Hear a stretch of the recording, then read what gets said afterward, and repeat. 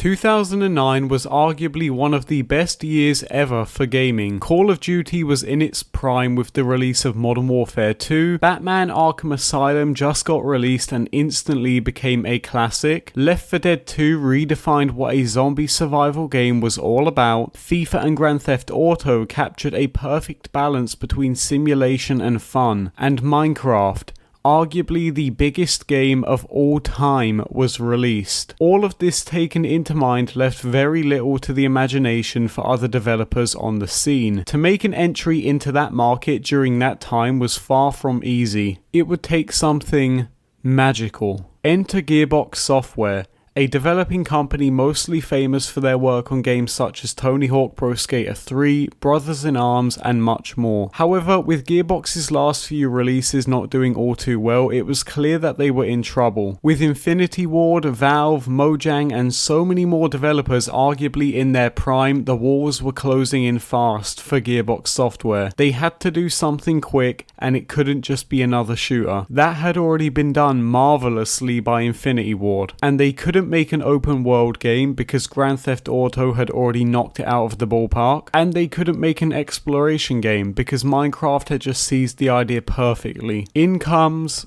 Borderlands. But you see, Gearbox hadn't just started working on Borderlands during 2009. Borderlands was in development long before that. An early 2008 beta trailer shows off just what the game originally was going to look like before its drastic art style change.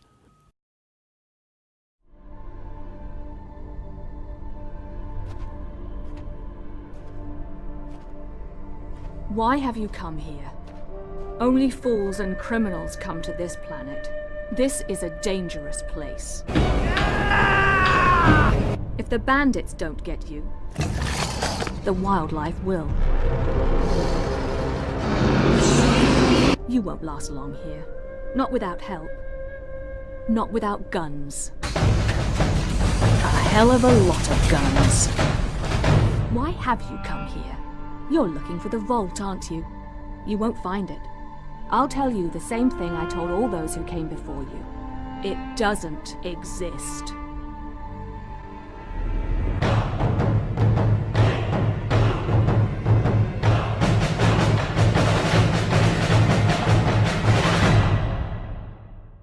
And Borderlands is pretty neat. It takes place on the planet Pandora.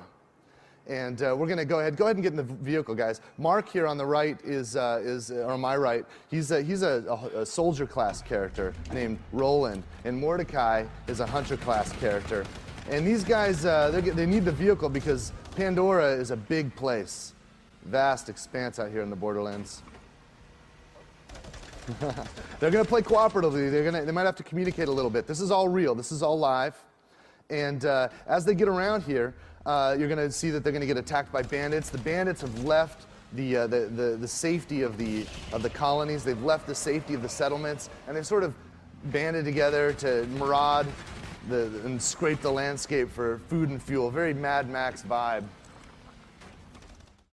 With news that Modern Warfare 2 was doing tremendously well, Gearbox knew whether they liked it or not, this game could potentially flop, a risk that the company was not prepared to take by any means. So in the space of a year, Borderlands was turned from a Mad Max clone into a truly unique gaming experience. Donning a new art style which would come to be known as the Borderlands art style or cel shading, it was clear that Gearbox had put their heart and soul into making this game the next big thing. And while it still bared a resemblance to the 2008 beta version, it became apparent that the game had changed its face for the better. All Gearbox Software could do from here was hope.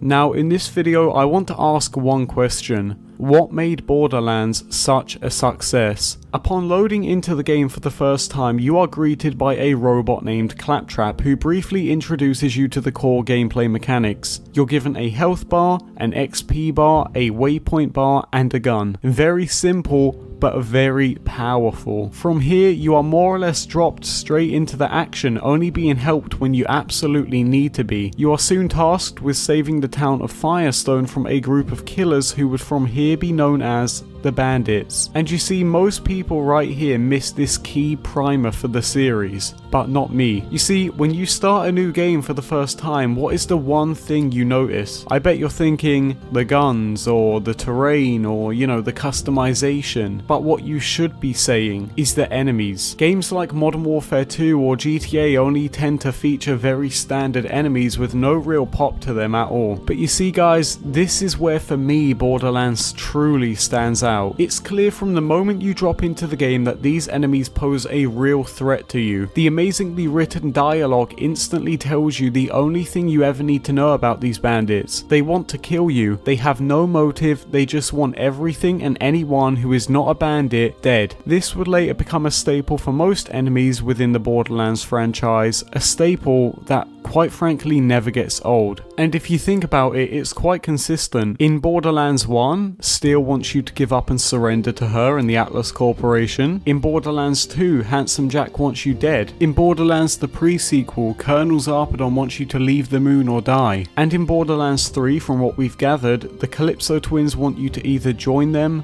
or die.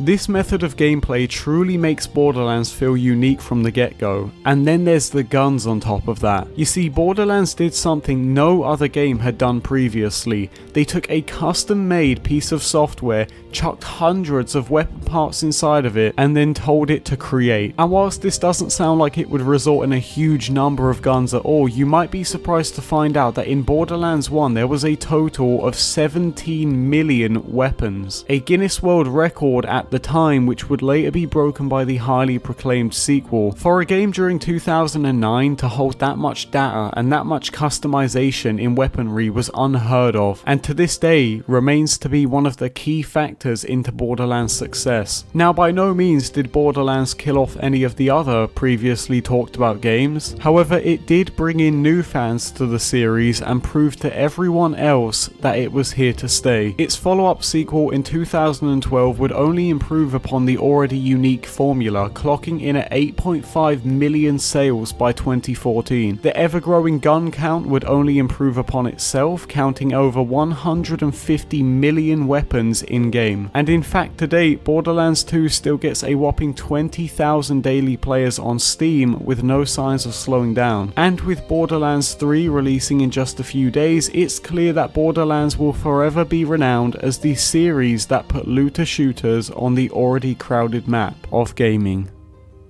Thank you guys for watching the video, and a big thank you to the channel members CookedKiwi and Valventin for their support. And with all that being said, thanks for watching and have a nice day.